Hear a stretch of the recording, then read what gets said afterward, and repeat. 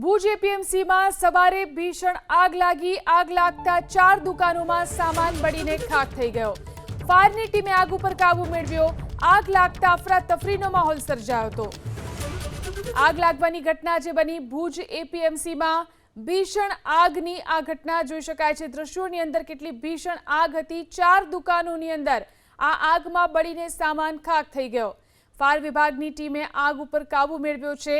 આગ લાગતા સમગ્ર વિસ્તારમાં અફરાતફરી ફેલાઈ હતી.